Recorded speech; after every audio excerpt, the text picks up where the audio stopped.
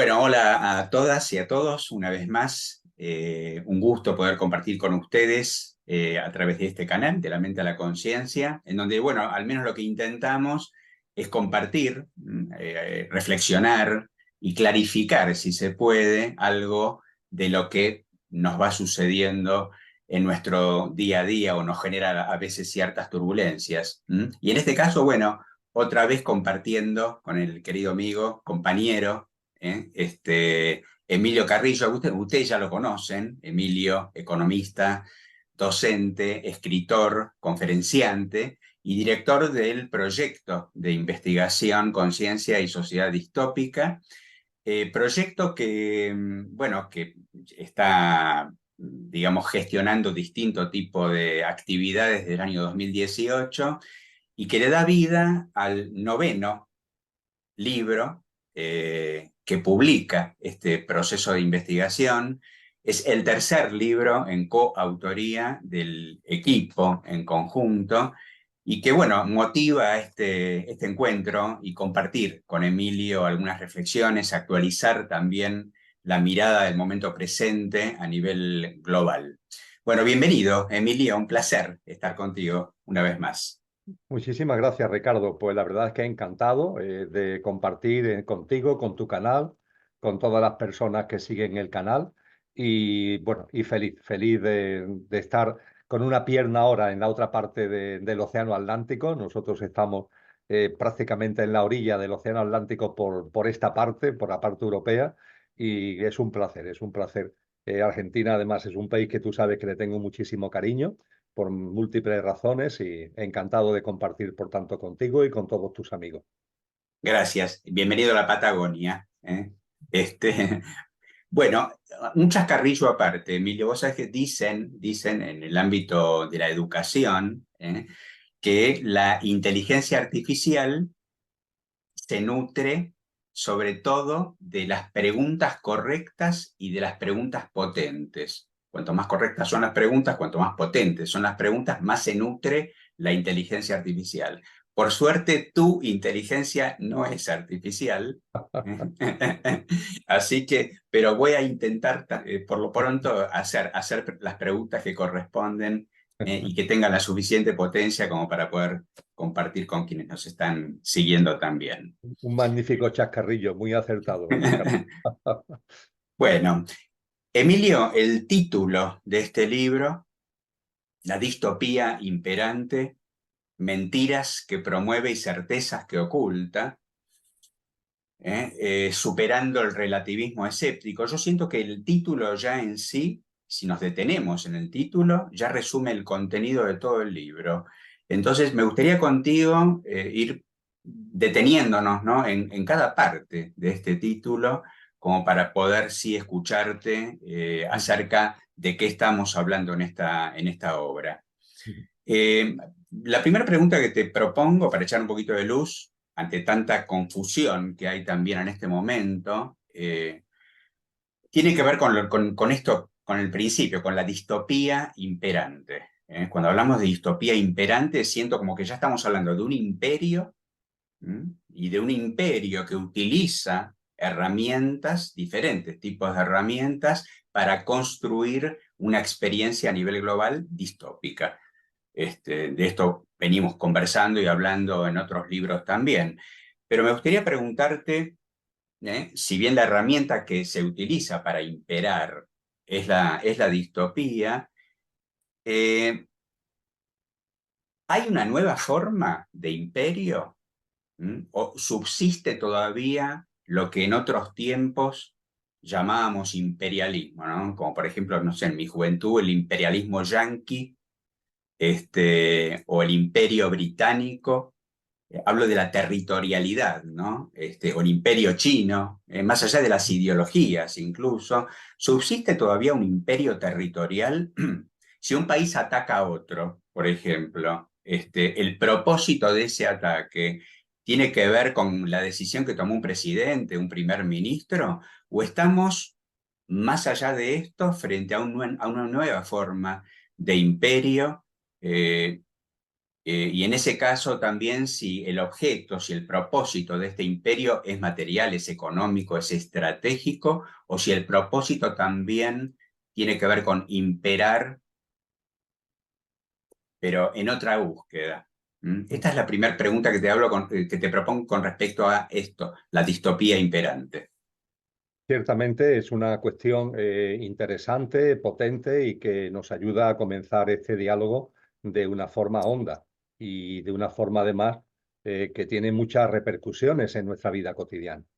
Quizá lo primero, Ricardo, es recordar a los amigos y amigas, tú y yo lo sabemos bien, que cuando el proyecto de investigación Conciencia y Sociedad Distópica arrancó, que fue en el verano en el hemisferio norte, en el verano del 2018, por tanto, se están cumpliendo ahora 6 años, el número redondo del surgimiento del proyecto, el término distopía era muy poco utilizado.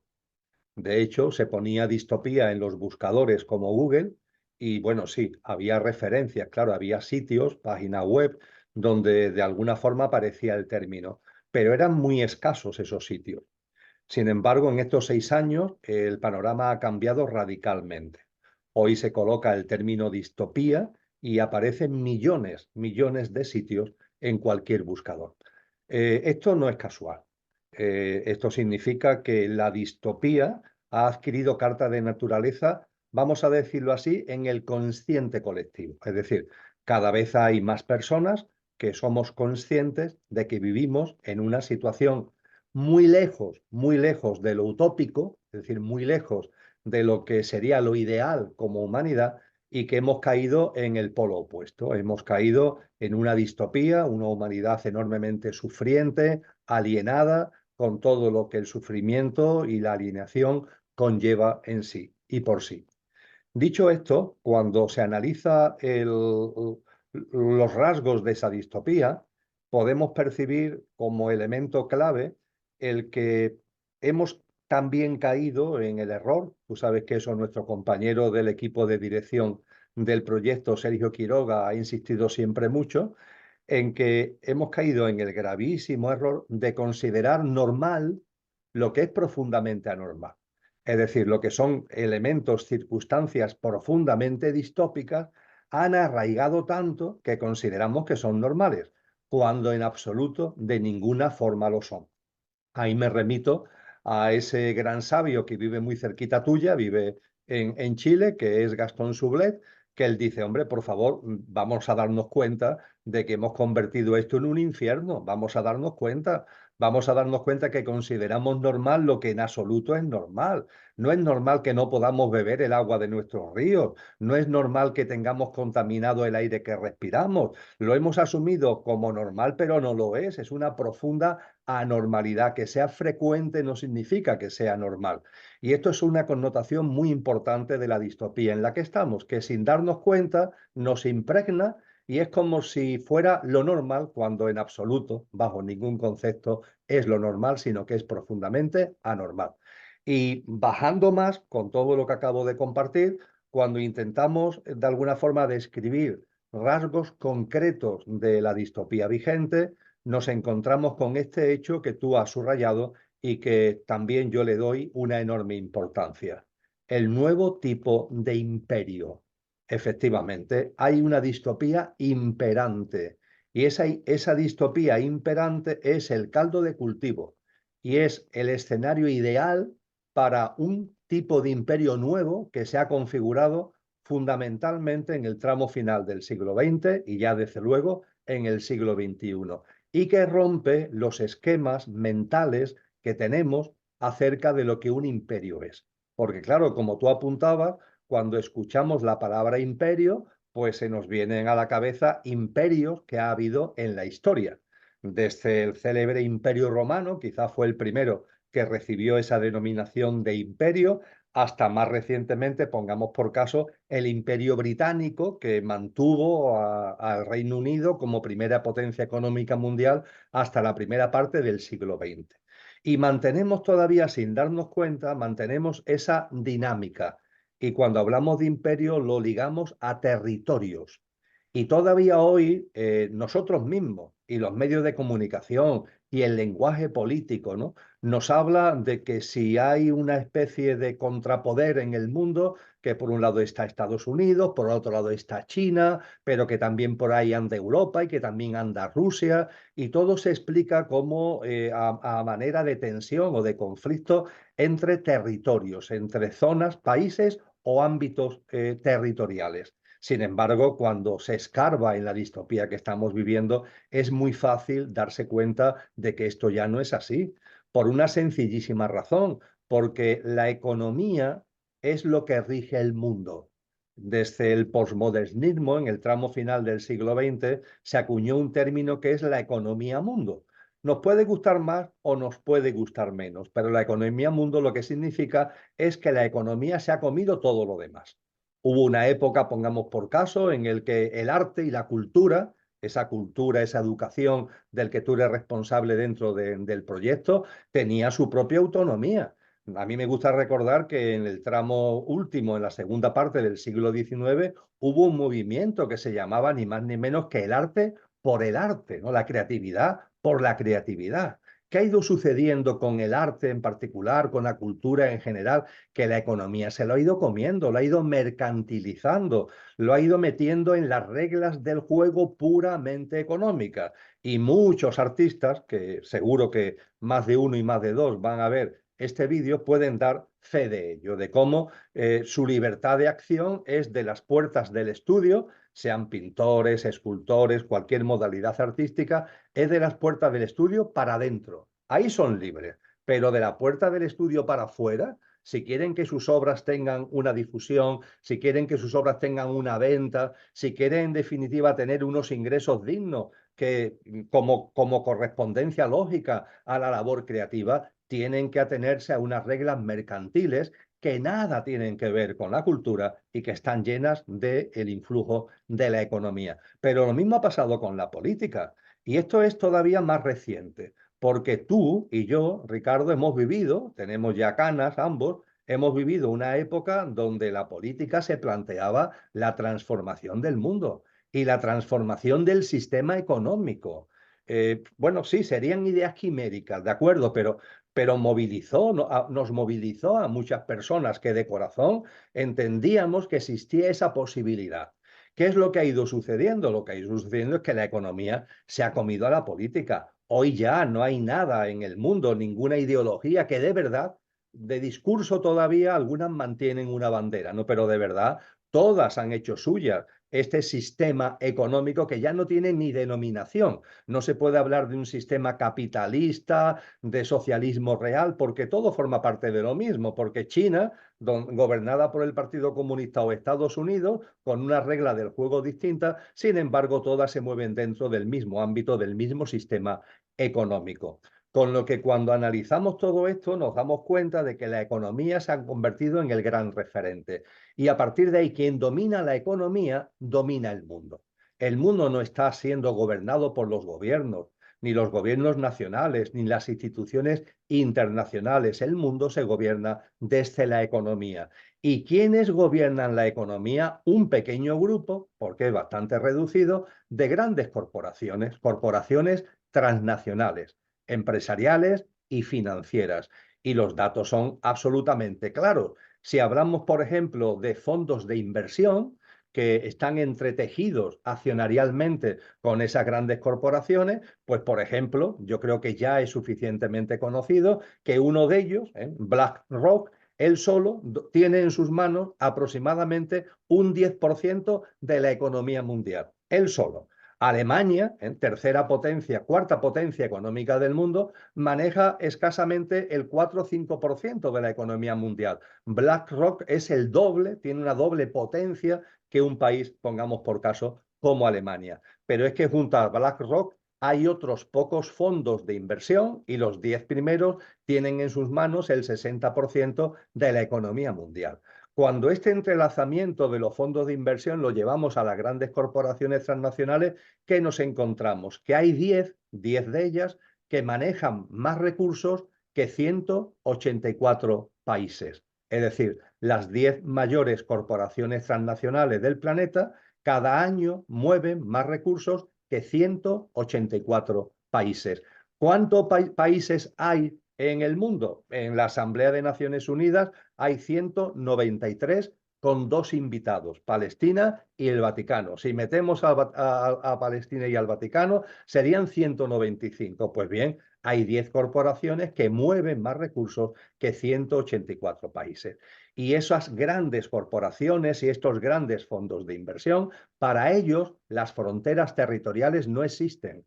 No existen las legislaciones nacionales, no existen lo que nosotros llamamos fronteras. Invierten y desinvierten las 24 horas del día sin ningún tipo de problema en el mundo entero. Invierten y desinvierten, localizan o deslocalizan empresas, mueven sectores o los dejan caer al antojo de lo que son sus objetivos y de lo que son sus metas. Con lo que la distopía que impera tiene como elemento imperante precisamente un nuevo tipo de imperio, que son las grandes corporaciones transnacionales y los fondos de inversión ligados a ellas. Y llegado a este punto, aparece la gran pregunta que tú, yo, seguro que muchas personas se han planteado y que nosotros en los textos que hemos ido publicando en el proyecto, muy especialmente en el que publicamos en septiembre del año 2022, nos planteamos, ¿qué quieren? ¿Qué persiguen? Porque tienen todo el poder del mundo, entre comillas, una minoría enormemente minoritaria que tiene más patrimonio, recursos y riqueza que el resto de la humanidad. ¿Qué es lo que quieren? Dinero ya tienen mucho más del que podría acumular teóricamente, es que tienen prácticamente todo el dinero del mundo. Persiguen poder si ya tienen el poder, persiguen el éxito, persiguen la fama. Está claro, eso hay muchos elementos en sociología que lo ponen en evidencia, que los que de verdad detentan el poder no están interesados en salir en los medios de comunicación. Para eso tienen a sus títeres, por decirlo de alguna forma, los políticos, con todo lo que ello conlleva, sus voceros, que son los que aparecen mediáticamente. No, ellos están como en la tramoya del escenario y no tienen ningún interés en dar la cara, entre comillas. Quieren pasar desapercibidos. Entonces, si tienen todo el dinero del mundo, si tienen todo el poder del mundo, si el éxito y la fama a ellos como tal no les interesa, ¿qué es lo que quieren? Tú sabes que nosotros en el análisis que hemos realizado, que creo que se puede estar o no de acuerdo con él, pero que es un análisis profundo y muy meditado, hemos llegado a una conclusión. El objetivo es espiritual. Y claro, esto llamó mucho la atención. Bueno, vamos a ver. Que la distopía imperante es el caldo de cultivo ideal para un nuevo tipo de imperio, que son las grandes corporaciones transnacionales, y que esas grandes corporaciones y las personas que están detrás, ¿no?, de sus paquetes accionariales, lo que persiguen es un objetivo espiritual, pero ¿qué espiritualidad? Estas personas no pueden ser espirituales. Claro, no pueden ser espirituales desde la perspectiva que las personas, vamos a llamarlos normales, entendemos como espiritualidad, pero es que su espiritualidad no es evolutiva, su espiritualidad es involutiva. Ellos tienen una visión de la espiritualidad a contramano del sentido de la vida. Para ellos la espiritualidad no tiene que ver con el amor, con la compasión, no tiene que ver con la empatía, no tiene que ver con la solidaridad. Es todo lo contrario, es un tipo de espiritualidad involutiva donde los parámetros fundamentales es el materialismo, es el egoísmo, es la deshumanización, es la desnaturalización. Es en definitiva, querido Ricardo, lo que las distintas tradiciones espirituales no han descrito como la espiritualidad involutiva, que cada tradición lo liga a una forma distinta, pero que nos están diciendo lo mismo. En el cristianismo se trata de una espiritualidad satánica, vamos a denominarlo de esta forma. En el hinduismo se liga a la figura de esos ángeles caídos que fueron los asuras. Da igual a la tradición espiritual que nos vayamos, pero a la conclusión a la que se llega es que detrás de todos estos elementos que estamos compartiendo hay una espiritualidad involutiva que lo que está haciendo como objetivo fundamental es extraviar almas. Es decir, quieren que nuestras almas no estén alineadas con la vida, no quieren que el ser humano mantenga una visión de sí mismo como una parte perecedera, pero también como una parte imperecedera que no va a conocer el fallecimiento físico. Se nos quiere, en definitiva, que nos vayamos convirtiendo en infrahumanos porque vamos negando una parte fundamental de lo que realmente somos, y a partir de ahí que nos vayamos convirtiendo en una especie de zombie,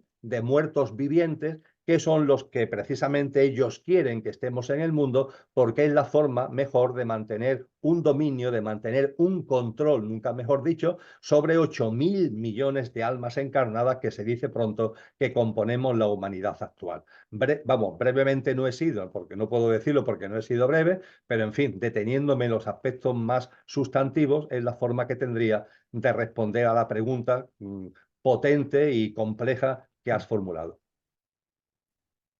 Gracias, Emilio. Sí, sí, ya lo creo.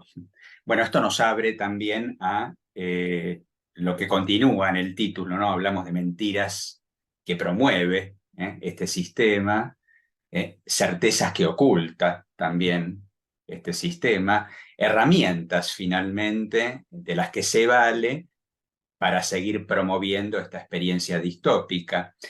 Pero hacemos referencia también en el título al relativismo escéptico, que como se describe en la obra misma, requiere de ciertos planes.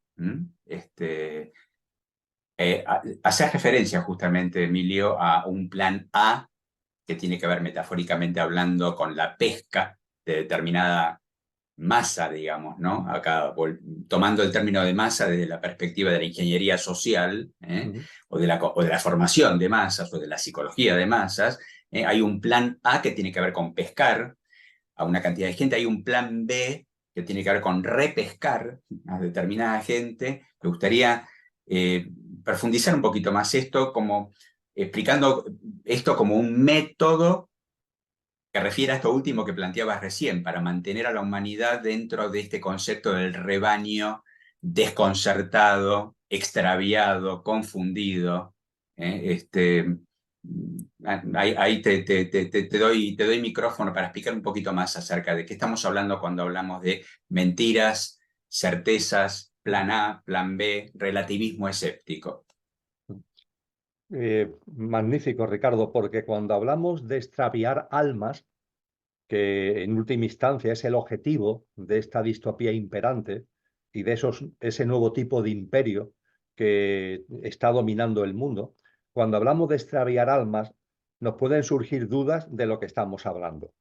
Desde luego, extraviar almas tiene que ver, lo apuntaba antes, con olvidar que en el ser humano conviven en perfecta armonía, por cierto, la esencia imperecedera y la apariencia perecedera. Nuestro pequeño yo físico, emocional y mental y la personalidad a ello asociada, pero también una dimensión álmico-espiritual que es inmortal.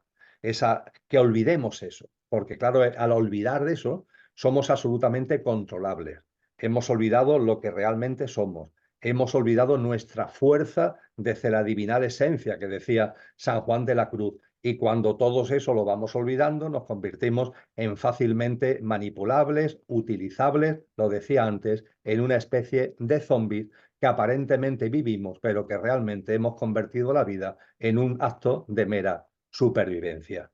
A partir de ahí, dentro de lo que es extraviar almas, junto con este elemento fundamental, hay otros elementos y uno enormemente importante es mantenernos en una situación de zozobra permanente, precisamente para que no tengamos ni tiempo ni gana de mirarnos a nosotros mismos y para que olvidemos aquello que somos.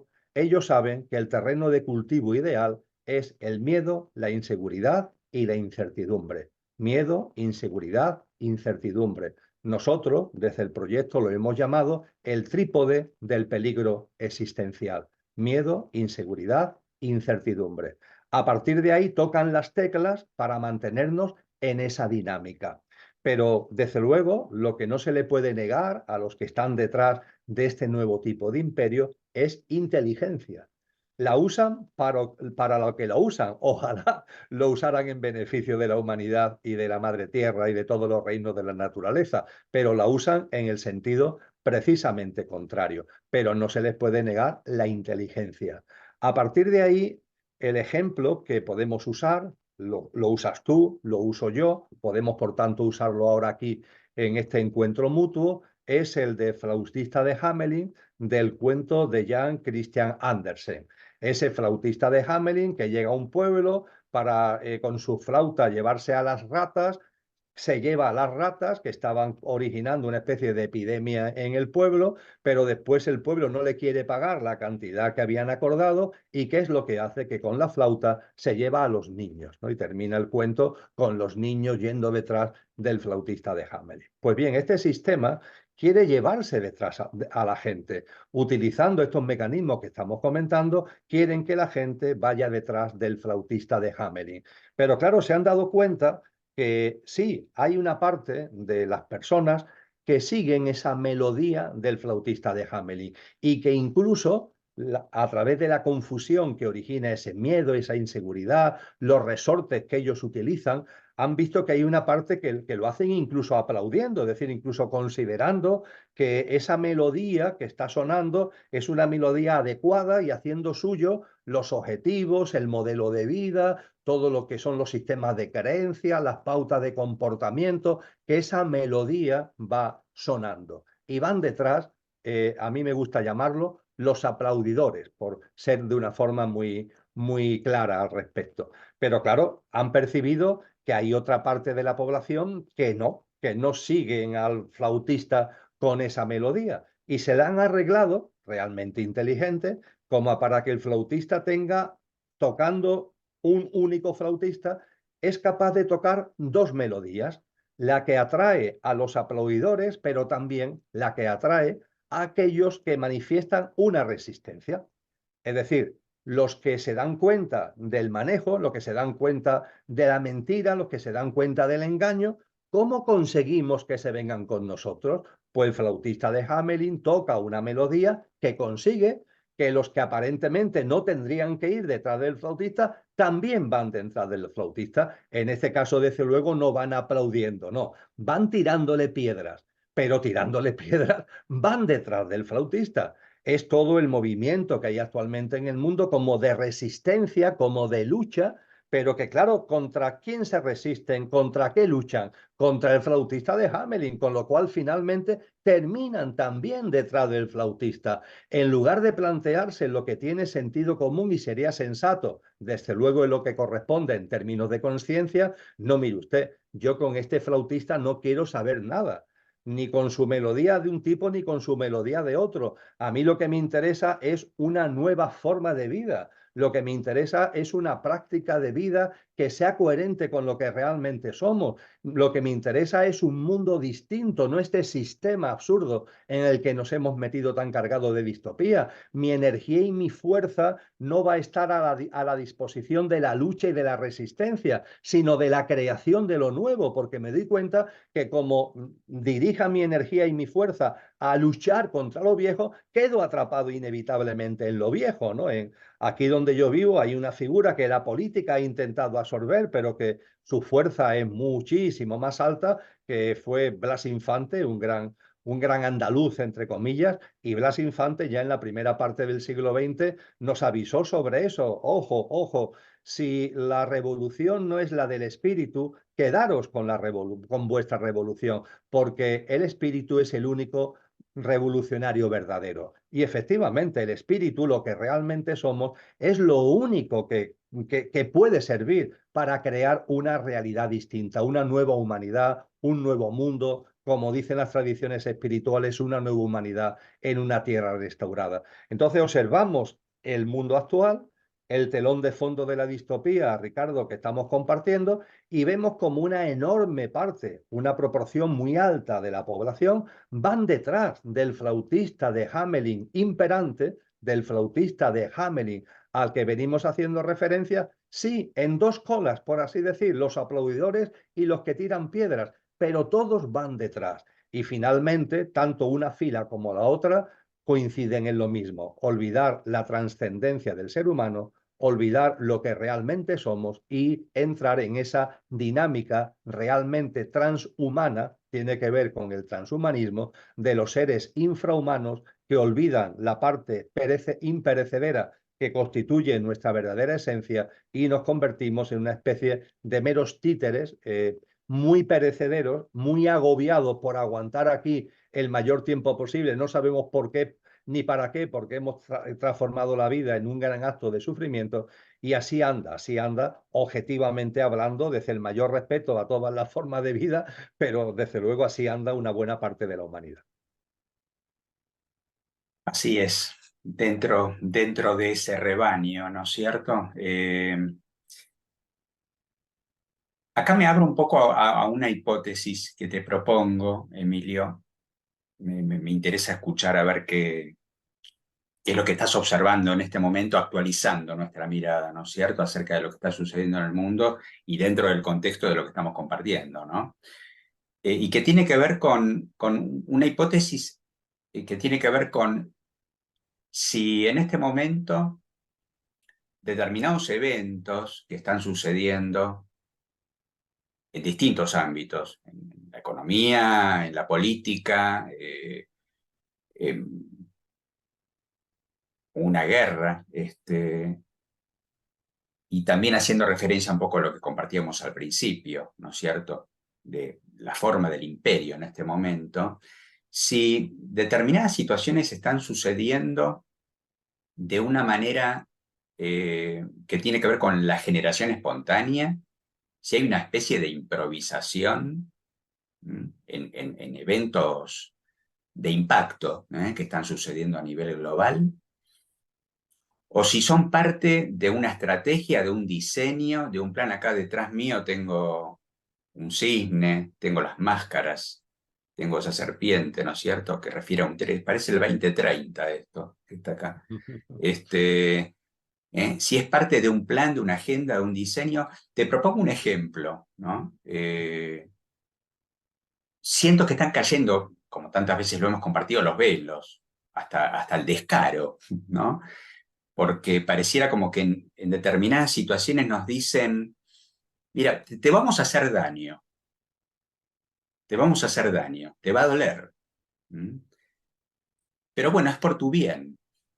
Como si hasta ese discurso nos llevara a una creencia de que realmente el daño que nos están haciendo es por nuestro bien. Y acá, bueno, en primera persona, lo doy esto como simplemente como un ejemplo, pero acá tenemos un presidente en este país, que es Javier Milei, y hace pocos días atrás, haciendo referencia a lo que decías hace unos minutos, Emilio, respecto del imperio, los fondos de inversión, ese poder económico, bueno, un señor que se llama Stanley Druckenmiller, ex socio de George Soros. Este señor es uno de los 3 inversores más poderosos del mundo. De hecho, es accionista de BlackRock, es accionista de Vanguard y tiene su propio fondo de inversión. El otro día hizo unas declaraciones acerca de Javier Milei. Javier Milei expuso en el foro de Davos. Javier Milei es el presidente argentino, para quienes no lo saben, es economista, expuso recientemente en el foro de Davos. Este señor Stanley Druckenmiller no lo pudo ver en directo, pero escuchó después el discurso. Inmediatamente después de haber escuchado el discurso, mediante un sistema que creo que él llama ADR, que es un sistema que le recomendó su ex socio Soros, invirtió en letras argentinas. Invirtió. No investigó nada. Él le dijo, primero invierto, después investigo. Solamente para haber escuchado a Javier Milei. Y dijo este señor, que por otra parte fue una de las personas que más dinero ganó en la crisis económica del 2008, dijo que Milei es el único líder del libre mercado en el mundo. Lo elogió porque recortó la seguridad social un 35%. O sea, está empobreciendo a una clase pasiva y lo está elogiando por haber tomado esa decisión. También lo elogió por su aspecto de showman. Javier Milei, de hecho, era un asiduo visitante a programas de humor en la televisión aquí en la Argentina, y lo elogió por eso, por su aspecto de showman. Y dijo, y acá un poco apunta a mi pregunta, Emilio, dijo, es un experimento interesante. Y esto no lo dijo cualquier persona, lo dijo este señor. Entonces, volviendo un poco a lo que te planteaba recién, estos experimentos interesantes, ¿no? Para este señor, debieran llamarnos la atención. ¿Son parte de un diseño? ¿Está diseñado ya quién va a ser presidente en determinados países del mundo? ¿Es parte de esta agenda también? ¿O surge como parte de un gradualismo, de este caldeamiento, de manera espontánea? ¿Cómo lo ves esto? Eh, Ciertamente, antes hablaba Ricardo de que los que dominan el sistema económico y a partir de ahí la economía mundo, el entramado político institucional y también el complejo tecnológico y militar, tienen una inteligencia. Y eso hay que reconocerlo. Sería absurdo no reconocerlo. Que no coincidamos bajo ningún concepto en su forma de entender la vida y de vivirla y de querer imponer a los demás sus paradigmas y sus pautas, eso no significa que no tengamos ojos como para reconocer que ahí hay una inteligencia. No podemos decir que esa inteligencia llegue a cada hecho y circunstancia que se produce en cualquier país. Es decir, por ejemplo, no me atrevo a decir que los que lleguen a ser presidentes de gobierno en cada país del mundo están ya de alguna forma nominados. Ahora bien, lo que no hay ningún tipo de duda es que tienen que pasar un proceso selectivo. Ese proceso selectivo es que está ya instaurado de forma natural. Y los que no pasen ese proceso selectivo es que no pueden ser ni siquiera candidatos. Después, dentro de los candidatos, bueno, pues podemos hacer distingos de si esté dentro de la nota de suspenso, en suspenso, muy suspenso o requete suspenso, ¿no? Pero sin ningún tipo de duda, si tú eres candidato en el país que sea, has tenido que pasar esos filtros. Esos filtros están muy establecidos en la política, en los partidos políticos, para que lleguen a tener esa posibilidad de acceder a puestos de responsabilidad los que ya han demostrado que tienen unas hechuras, que tienen el formato adecuado para esos puestos de responsabilidad. No se tiene la inteligencia ni se necesita de saber el nombre, pero sí el formato que va a llegar en cada sitio. A partir de ahí, y también es necesario el que seamos conscientes, lo que es el movimiento básico, ¿no? Lo que es el agua, la corriente profunda, ¿eh? Podríamos decir que en la superficie, bueno, pues pueden pasar cosas que no tienen nombre, pero cualquier cosa que pase en la superficie tiene que ver forzosamente con lo que está pasando en la corriente profunda. En esa corriente profunda, lo que se da y viene dándose y se dará, sí está muy bien establecido. Te pongo un ejemplo que puede parecer muy tonto a lo mejor, pero que me resulta muy llamativo porque además me ha pasado muy recientemente. Yo soy un aficionado a una serie de ciencia ficción que es Star Trek, pero no la Star Trek que han ido apareciendo después, las múltiples secuelas. A mí me gusta Star Trek de finales de los 60, principios de los 70, del pasado siglo XX, con el Capitán Kirk, con el señor Spock, en el formato tradicional. Y la verdad es que de vez en cuando me gusta ver nuevos episodios de la serie. Pero hacía mucho tiempo que no veía la primera película que se hizo de Star Trek, porque Star Trek después ha habido muchas películas, pero hay una que en su momento se llamó Star Trek la película, ¿no? Porque fue la primera. Es del año 1979. Es decir, ha pasado por tanto más de medio siglo. Pues bien, yo no daba crédito, la película, pues como me gusta Star Trek, me gusta la película, llegué hasta el final y ya lo que son los últimos minutos, lo que es el desenlace de la película, yo no daba crédito porque es inteligencia artificial y una inteligencia artificial que, entre comillas, es capaz de absorber al ser humano, a la conciencia humana, y se dice literalmente, lo dice el capitán Kirk, de hecho, en el final de la película, que esto es lo que posibilita un salto evolutivo sin precedentes para el género humano, ¿no? La fusión con la máquina y el entrelazamiento con la máquina. Claro, esto, Ricardo, es del año 1979. Insisto, ha pasado más de medio siglo. Y a partir de ahí, ¿esto cómo es posible? ¿Cómo es posible que hoy hablamos de inteligencia artificial en el año 2024? Hoy hay personas que están precisamente diciéndonos que la inteligencia artificial, en la absorción de la conciencia humana, en la fusión, ¿no? Una especie de seres híbridos resultantes de la fusión entre la inteligencia artificial y el ser humano, eso va a suponer un salto evolutivo para la humanidad. Es que aquí en España, en febrero del año pasado, la segunda persona aquí hay un proyecto arqueológico muy importante que se llama Atapuerca, y el vicepresidente de la Fundación Atapuerca escribió un cuaderno publicado en los cuadernos de Atapuerca en febrero del año 2023, donde precisamente hablaba de que el ser humano va a dejar de ser la especie que conocemos actualmente, que va a haber una parte de los seres humanos que nos convertimos en obsoletos porque no tendremos implantes, ni sensores, ni nada que se le parezca, o porque voluntariamente no queremos, o porque no tendremos capacidad adquisitiva como para hacerlo nuestro, pero que irán apareciendo seres humanos híbridos y editados que ya se irán convirtiendo a través de implantes, de sensores, en medio hombre, medio máquina, y que eso es maravilloso porque eso va a posibilitar el salto evolutivo para la humanidad. Lo mismo que estaba en Star Trek en el año 79. Yo sé que esto, cuando se dice así, podemos pensar que es una paranoia el creer que todo está escrito.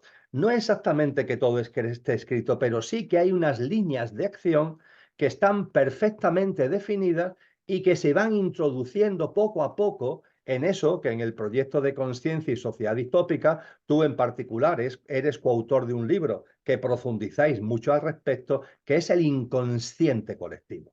En el inconsciente colectivo se viene martilleando hace mucho tiempo de que esa máquina, esa inteligencia artificial, va a abrir una oportunidad de oro evolutiva para la humanidad. Sin embargo, cuando lo reflexionamos con un cierto sentido común, nos podemos dar cuenta que nos están tomando el pelo, que la evolución humana no puede consistir en dejar de ser humanos para transformarnos en una especie de apéndice de la máquina y de la tecnología, ¿no? Pero sin embargo, eso se va introduciendo. Lo pongo como ejemplo, me he entretenido quizás demasiado, pero creo que es gráfico y entretenido y constatable, porque esa película ya está libre en muchísimos canales, la de 1979 de Star Trek, y lo podemos comprobar. Y me he detenido en ello porque esto pasa en muchísimos ámbitos. Hace Ujú. tiempo que se definieron unos objetivos del milenio, estamos hablando del siglo XX. Hace tiempo que esos objetivos del milenio dieron forma a una agenda que tú antes nombrabas, la Agenda 2030, que se aprobó por Naciones Unidas en septiembre del 2015. Hace tiempo que se viene avanzando en todo lo que conlleva esa agenda, en todos los elementos fundamentales, que tiene como telón de fondo, por decirlo muy simple, el establecer un sistema de gobernanza mundial que ya existe, pero que se irá haciendo palpable y manifiesto cada vez más, y que será el sostén del nuevo orden mundial.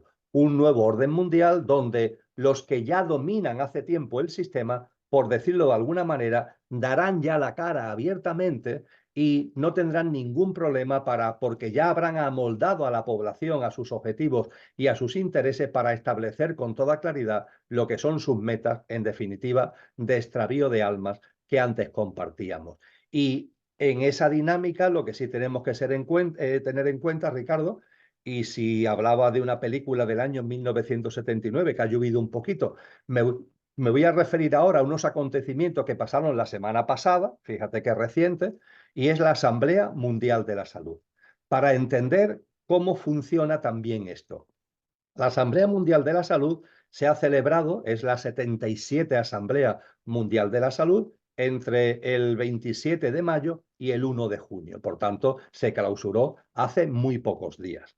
Cuando se plantea la Asamblea tenía como objetivo convertir a la salud en el primer ámbito de sistema de gobernanza global, de modo y manera que la Organización Mundial de la Salud asuma, en caso de crisis sanitaria, en caso de pandemia, las competencias soberanas de los distintos países sean asumidas por la Organización Mundial de la Salud. Y además, en un concepto de pandemia que se transforma. Ya no hay pandemia, sino situación pandémica. La situación pandémica es cuando hay o cuando hay sospecha de que la puede haber. y además metiendo en el ámbito de la salud los efectos del calentamiento y del cambio climático. Es decir, cuando hablamos de salud ya no hablamos y de pandemia, ya no hablamos solamente de patógenos, de la realidad o la sospecha de que puede haber patógenos, sino que hablamos también de elementos que tienen que ver con el calentamiento y el cambio climático. Y a partir de ahí, pues se lanza una serie de propuestas que se elevan a esta asamblea. La asamblea se clausuró el día 1 de junio. Los medios de comunicación, siendo un tema tan importante, no le han dedicado mucha atención, Ricardo, a este asunto, a pesar de la enorme significación de lo que estamos hablando. No obstante, ha habido algunos medios, por ejemplo, Financial Times, de ideología conservadora, vamos a llamarlo así, y Le Monde Diplomatique, un diario mensual, una publicación mensual francesa que se considera progresista, se considera incluso izquierdista, y ya el Financial Times, semanas antes de que se clausurara, se celebrara y se clausurara la asamblea. Y el Le Monde Diplomatique, en la edición que acaba de sacar, en la edición del mes de junio, nos vienen a decir que ha sido un fracaso, que la asamblea no ha conseguido sus objetivos. Bien, a partir de ahí, las tecnologías son, entre comillas, peligrosas o no, también pueden ser algo muy loable en función del uso que le demos. Aquí estamos tú y yo usando las tecnologías para poder compartir en lo que los dos creemos que son temas de conciencia. También las tecnologías nos pueden llevar a la reducción de la pantalla, a perdernos en el mundo virtual y artificial, depende de su uso.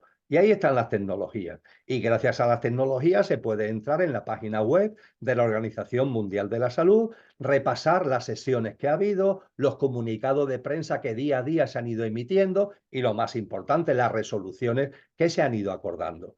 Cuando todo eso lo tienes ya ahí, ¿cuál es la conclusión? Que de fracaso nada, absolutamente nada.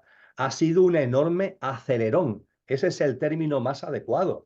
Es decir, la reflexión que quiero transmitir es que la Asamblea Mundial de la Salud celebrada la pasada semana, en principio no ha llegado al programa de máximos que tenía establecido, pero es que los que manejan el cotarro sabían que el mundo todavía no está preparado para ese programa de máximo, pero al meter el acelerón que han conseguido darle, no han conseguido el 100, pero han conseguido el 80.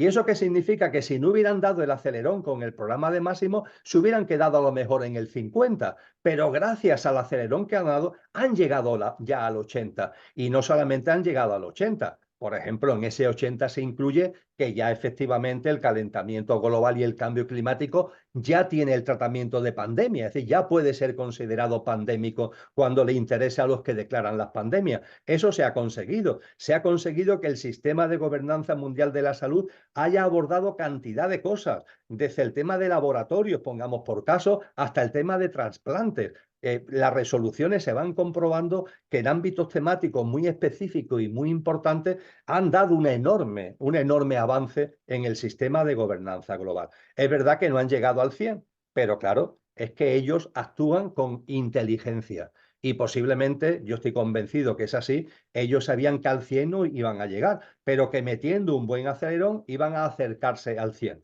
Y lo más importante además, que han definido una agenda en donde de aquí a finales de año o a más tardar la primavera del año que viene puedan llegar al 100, preparando a su vez el terreno a la cumbre del futuro que Naciones Unidas ha convocado para el 21 y 22 de septiembre próximo. Una cumbre del futuro que debe aprobar un denominado, está ya en la web de Naciones Unidas, Pacto por el Futuro, que significa la agenda de trabajo para que el sistema de gobernanza global no solo se dé en la salud, sino que vaya llegando a los distintos ámbitos de la acción cotidiana del ser humano, desde la tecnología a la economía, a todos los demás campos. Pues bien, cuando esto se analiza, Ricardo, tendríamos que ser estúpidos para creer que no hay una inteligencia que está detrás y que esto es fruto de la casualidad. No, esto no es fruto de la casualidad.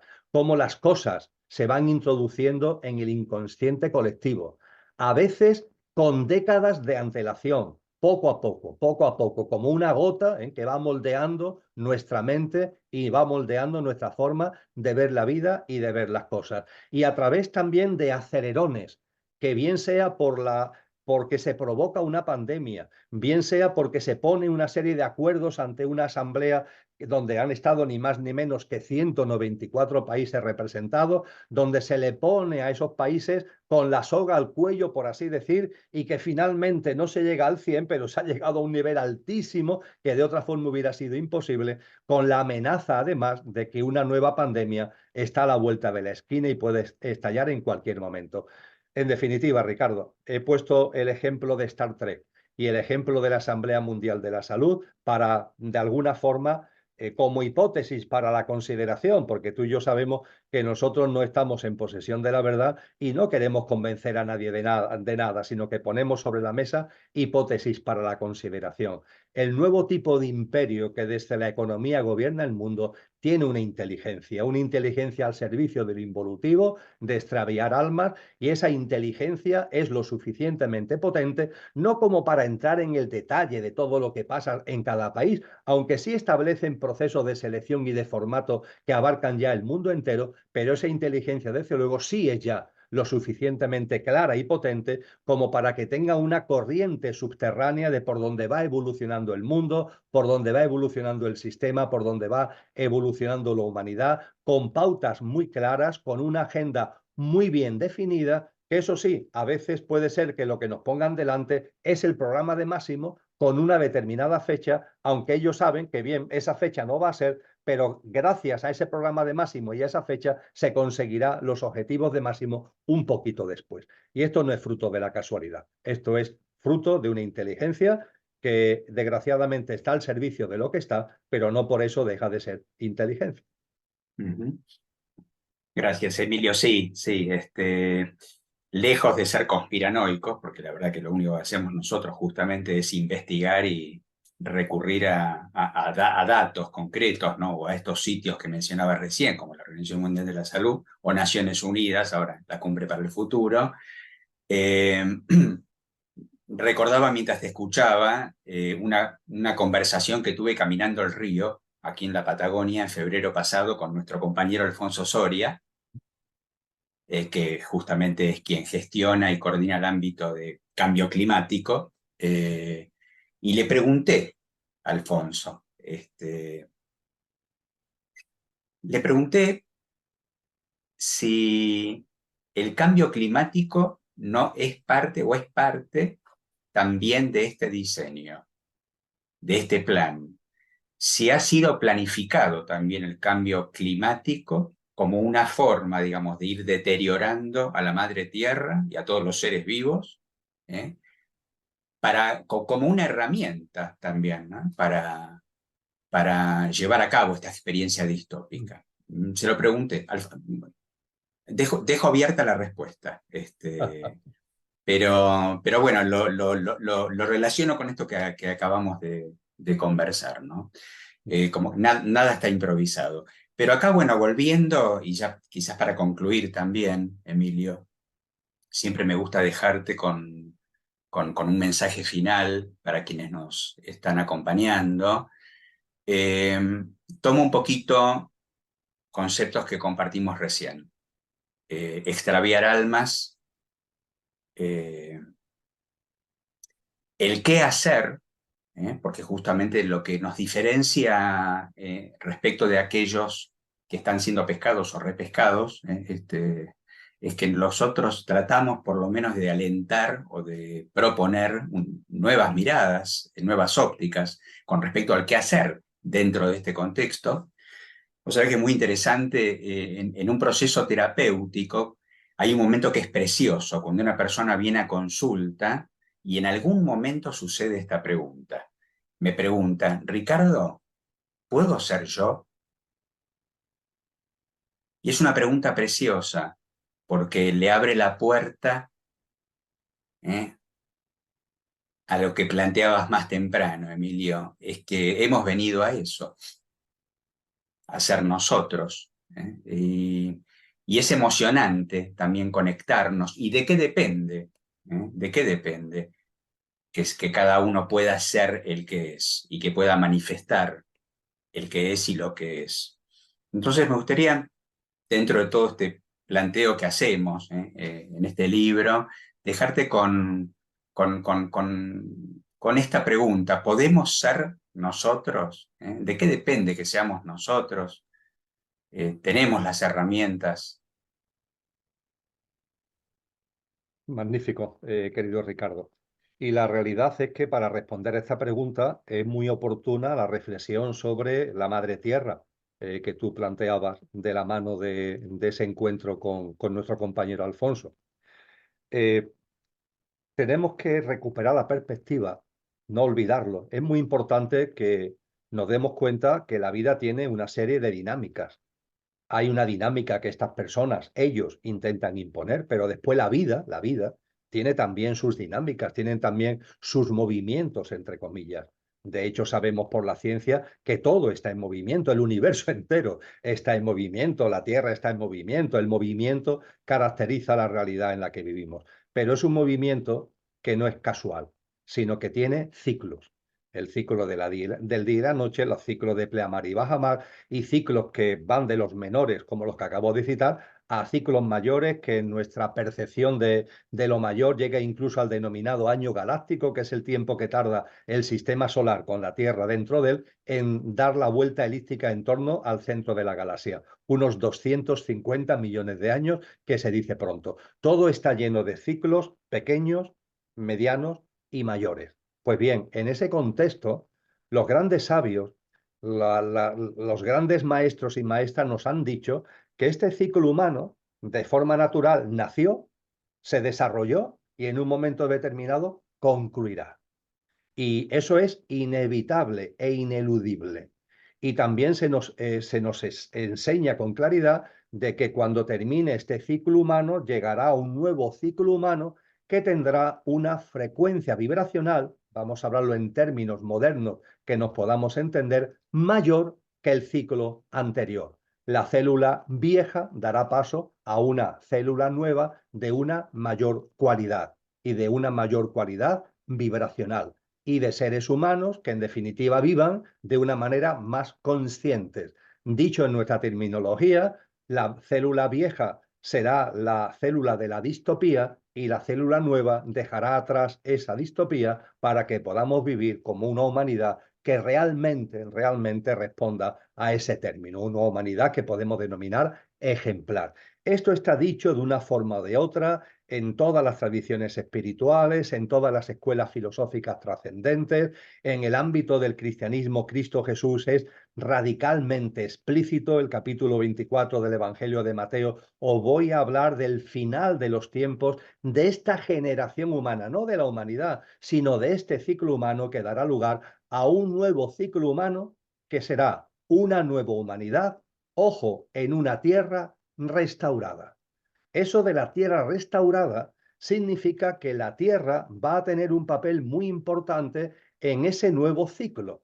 Podríamos decir que la tierra en un momento determinado va a dar un paso vibracional que de vibrar en clave mi va a pasar a vibrar en clave fa, por utilizar la escala musical do, re, mi, fa, sol, de clave mi va a pasar a vibrar en clave fa. De hecho, se nos indica que eso está ya sucediendo. Lo que ocurre es que es como un vaso que se va llenando, un vaso de agua que se va llenando gota a gota, gota a gota, gota a gota. La resonancia Schumann, por ejemplo, nos advierte de este incremento paulatino de la frecuencia vibracional de la Madre Tierra y finalmente habrá una gota, un poquito más de aumento de la frecuencia vibracional que hará que se desborde el vaso. Y será cuando de una realidad que está en clave mi pasaremos a una realidad que está en clave fa. Y en esa realidad, de esa tierra restaurada, estarán todas aquellas almas encarnadas, es decir, todos aquellos seres humanos que por nuestra visión de la vida, por nuestra conducta y por nuestro comportamiento, también vibremos ya en esa clave fa. Tendremos sintonía con la tierra restaurada. Y sin embargo, aquellos que no tengan, porque están más instalados en el egoísmo, en el egocentrismo, en el materialismo, aquellos que no tengan esa clave vibracional fa, no podrán estar en el nuevo ciclo que inaugura esa tierra restaurada. Cuando hablábamos antes de extraviar almas, estamos hablando de esto. El influjo de estos poderes que tienen actualmente el mundo, estos poderes involutivos, para que el menor número de almas posibles puedan participar de ese nuevo ciclo y se queden como pilladas, por decirlo de alguna manera, en la vieja célula y no puedan ser agentes activos ni participar en la célula nueva. Esto es de una forma muy coloquial, pero creo que muy acertada, lo que se nos describe por muchas, yo diría que por la totalidad, de una forma o de otra, de todas las tradiciones espirituales y escuelas filosóficas trascendentes. Claro, sabiendo eso, no es de extrañar que a la Tierra se le tenga tanta inquina, porque ciertamente será una nueva humanidad, pero el agente, por así decir, el agente dinámico va a ser la propia Madre Tierra. Y no es de extrañar, por tanto, de que los que están dominando este sistema le tengan esa tirria que le tienen, ¿no? Hasta el punto de que, como decía ni más ni menos que Albert Einstein, y lo decía en el siglo XX, este sistema es absolutamente depredador. Depredador con la vida, depredador con la tierra, depredador con los reinos de la naturaleza. Le tienen una auténtica inquina porque conocen del potencial de este planeta y conocen de ese cambio vibracional que abrirá las puertas a una humanidad que viva ya finalmente en un contexto muy distinto al que estamos sumergidos. De ahí que hay una enorme importancia, una enorme ligazón entre los procesos evolutivos, no solamente con el ser humano y la humanidad, sino también con la madre tierra. A partir de ahí, el qué hacer. Pues el qué hacer también está muy bien definido en lo que son las tradiciones espirituales. Pero claro, las tradiciones espirituales no estamos hablando de religiones, que eso es otro elemento de lo que la distopía ha metido en medio, que hablamos de espiritualidad y la religión. ¿Y la religión qué son? Pues dogmas, normas y una serie de organizaciones que finalmente también persiguen objetivos propios e intereses creados. No, aquí no estamos hablando de religiones, aquí estamos hablando de espiritualidad, la espiritualidad que han enseñado las grandes almas que a lo largo de la historia de la humanidad han ido encarnando. Y esa espiritualidad no sabes de religiones. A mí me gusta decir una y mil veces que el cristianismo no es una religión, que es un evento, que la encarnación de lo crístico no es una religión, que es algo que es una oportunidad, que un hito histórico que abre una dinámica distinta. No estamos hablando en definitiva, Ricardo, y tú lo sabes bien, cuando compartimos de espiritualidad, de religiones. No, estamos hablando de otra cosa. Y teniendo en cuenta además que los grandes personajes espirituales de la historia, salvando una serie de cosas que han pasado del siglo XVIII para acá, han sido grandes científicos, porque todas las mentes insignes que han aportado en la espiritualidad también han sido personas con un protagonismo en la ciencia y en todo lo que ello conlleva. El caso de Pitágoras, por ejemplo, en la antigua Grecia es un ejemplo magnífico al respecto. Pues bien, cuando todo esto lo vamos hilando, cuando todo esto lo vamos teniendo en cuenta, es muy importante lo que nos enseñan estas tradiciones espirituales acerca de que, ojo, con este sistema tenemos que convivir, Ricardo. Esta distopía imperante, convivimos con ella. Llega a todos sitios, llega a todos lados. Y esa es la realidad en la que estamos. Sabemos que las cosas no son permanentes. Sabemos que todo está en movimiento. Sabemos que hay ciclos y se nos enseña y se nos muestra este ciclo que acabo de hacer referencia de apertura ni más ni menos que de un nuevo ciclo humano en su conjunto y en su totalidad. Y mientras tanto, lo que corresponde que es que en nuestra vida cotidiana vayamos poniendo la simiente, vayamos poniendo la semilla de esa nueva humanidad. Y el término en ese sentido es muy bello el que nos han enseñado porque nos dicen, con este sistema hay que convivir. Ya está. Ahora bien, una cosa es la convivencia y otra es la connivencia. Una cosa es la convivencia y otra cosa es la connivencia. ¿Convivimos con este sistema? Sí. ¿Caer en la connivencia? No. Y eso depende de nosotros. Convivir con este sistema no depende de nosotros porque es global y está en todos sitios. Ahora, caer o no en la connivencia sí depende de nosotros. Depende de nosotros el hacer nuestro o no el sistema de creencias que este sistema está imponiendo, el pensamiento único que quiere imponer, el uniformismo en todo que quieren establecer. El hacerlo nuestro no depende de nosotros. El, el caer, entre comillas, en los engaños también cada vez más depende de nosotros, Ricardo, porque tú antes lo decías, es que todo está a la vista. Es que los aplaudidores y los que le tiran piedras al flautista de Hamelin, pero que los dos grupos por un sitio o por otro van detrás de lo mismo y están dándole vuelta a lo mismo, es que es cada vez más evidente. Es que nos enseñaron ahí en América del Sur, nos enseñaron los mayas y también en Centroamérica, de que entraríamos en la sala de los espejos, donde todo está a la vista. Eso sí, para el que quiera ver, estamos en la sala de los espejos, con lo cual convivimos con el sistema, pero no tenemos por qué caer en la connivencia con el sistema. No hacemos nuestro su sistema de creencias, no hacemos nuestros sus paradigmas, no hacemos nuestros sus conductas y sus comportamientos. No tenemos por qué vivir instalados en el consumismo, no tenemos por qué vivir instalados en la competencia y en la vida estresante, no tenemos por qué vivir en una permanente relación de tensión con los demás y con nosotros mismos. No tenemos por qué vivir en un contexto emocional siempre turbado y en un contexto mental siempre distorsionado, etcétera, etcétera, etcétera. Recuerdo que en nuestro libro de septiembre del 22, con el título de La distopía a la reevolución, introdujimos en la parte final 26 prácticas de vida muy concretas que supone precisamente el que, oye, con este sistema convivimos, pues sí. Ahora bien, la connivencia no, en la connivencia no caemos. Y compartimos a través de ese libro ni más ni menos que 26 prácticas de vida que hacen que no caigamos en la connivencia. Estamos aquí, pero ya estamos viviendo como corresponde a lo nuevo. De esa forma estamos colaborando a la creación de lo nuevo. Y esto es lo que tenemos y nos corresponde hacer, querido Ricardo. Algo tan sencillo como convivimos con este sistema. Pues sí. ¿Caemos en la connivencia? Pues no. Y no caer en la connivencia, que significa una práctica de vida donde no hacemos nuestro lo que ellos quieren que sea nuestra forma de ver el mundo y nuestra forma de vivir la vida. Que nos encontramos en muchas voces de disidencia que hay en las redes sociales, que sí, mucha disidencia, mucho tirar piedra, pero están en esa otra fila del flautista de Hamelin porque realmente no plantean una forma de vida distinta, nos plantean más de lo mismo. El mismo materialismo, el mismo consumismo, el mismo alejamiento entre los seres humanos, el mismo alejamiento de la naturaleza, es decir, que es una resistencia falsa, es una resistencia falaz porque estás haciendo tuyo lo fundamental. Todo se queda en la verborrea, todo se queda en posiciones teóricamente mentales que no llevan a ningún sitio. A partir de ahí nosotros, modestamente, sin querer convencer a nadie de nada, sino como hipótesis para la consideración y para la reflexión, para que cada cual lo pase por su discernimiento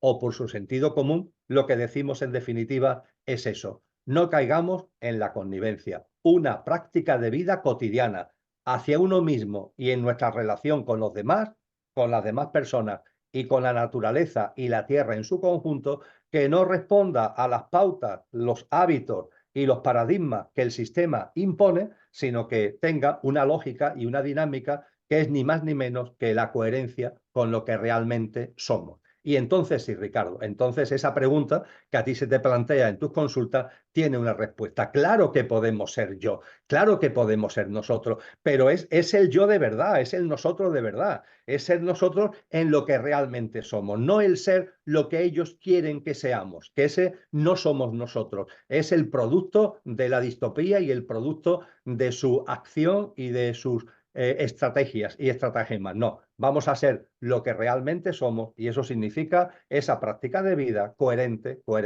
con nuestra dimensión imperecedera. Mm.